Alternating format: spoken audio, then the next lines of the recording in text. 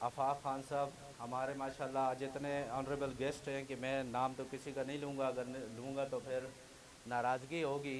तो मैं जितने भी फॉरेस्ट डिपार्टमेंट से आए हुए हैं, हमारे बल्दियाती मेंबरान और हमारी जो फलाही तंजीमें हैं वफा की, उनके अहदेदारान यहाँ पे मौजूद हैं, उन सबको वेलकम करता हूँ ईदगाह में। और आज का जो प्रोग्राम है उसकी डिटेल तो आपको बता दी आकफा फाउंडेशन के कोऑर्डिनेटर एहसान साहब ने भी और आफाक साहब ने भी। तो वो तो बड़ा सिंपल और आसान अल्फाज में आपको समझा दी। असल मकसद ये है कि पखल वेलफेयर सोसाइटी को इन्होंने आज जो यहाँ पे दावत दी और इस जो प्लांटेशन का जो बफा एनवायरमेंटल ग्रुप है इन्होंने हमें यहाँ इन्वॉल्व किया। इसका मकसद सिर्फ पौधे तकसीम करना नहीं है, इसका जो मेन मकसद है हमने अवेयरनेस देनी है। पौधे तो ये हमारा पहला मरला है आकफा फाउंडेशन का भी, और हम भी हर साल 2-3 इस सीज़न के अंदर जब शजरकारी होती है तो 2-3 प्रोग्राम हम करते हैं। पौधे तो इंशाल्लाह हम और भी लेके आएंगे। असल चीज़ है कि हमारी पौधों की अहमियत क्या है, हमारी जो माहौली आलूदगी है उसको हम कैसे कम कर सकें, कैसे हम मौसमियाती तब्दीलियों का मुकाबला कर सकें। ख़ास तौर पर जो हमारे देहात के इलाके हैं इनके अंदर जो हमारे पुराने बुज़ुर्ग हैं माशाल्लाह ये बड़े तजर्बेकार हैं, इनको पौधे लगाने का भी पता है, इनको पौधों की रखवाली कैसे करनी है, उनको बड़ा कैसा करना है पता है। लेकिन हमारे माइंड्स चेंज हो चुके हैं, हमारी तरजीहात बदल चुकी हैं। आप देख सकते हैं पिछले 20 सालों में हमारे मुल्क के अंदर माहौलियाती तब्दीली के ऊपर कोई भी काम नहीं हुआ, जबकि यूरोप और दूसरे ममालिक इसके ऊपर काम करके आज वो जो उनके माहौलियाती तब्दीलियों से वो निकल चुके हैं। लेकिन हमारा मुल्क आज भी जो एनवायरमेंटल के हिसाब से बहुत ही ख़तरनाक स्टेज पे है पाकिस्तान। हमने अपने जंगलात खुद तबाह कर दिए, जहाँ ज़मीनों में दरख्त थे हमने फलदार दरख्त बिल्कुल ख़त्म कर दिए।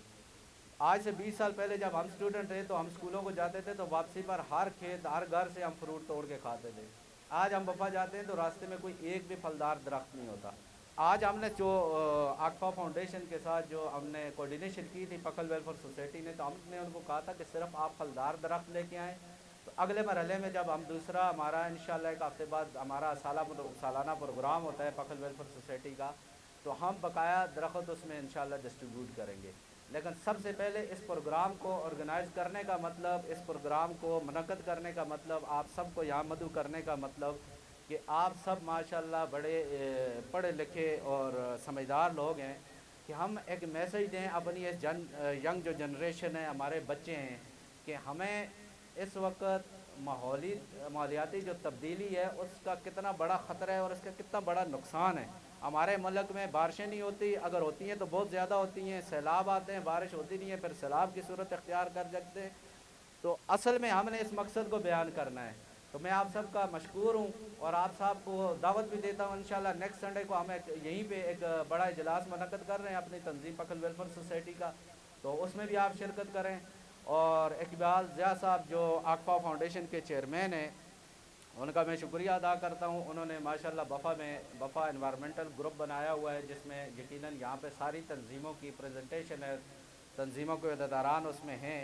और बफ़ा शहर के अंदर ख़ास तौर पे जो कचरे के हवाले से, सफाई के हवाले से रोज़ाना की बुनियादों पर वो हमारी रहनुमाई करते हैं। उसमें जितने भी जो हमारे ग्रुप मेंबरान हैं, तो एक फॉर्म है, उस फार्म की वजह से आज हम ये सारा इवेंट कर रहे हैं।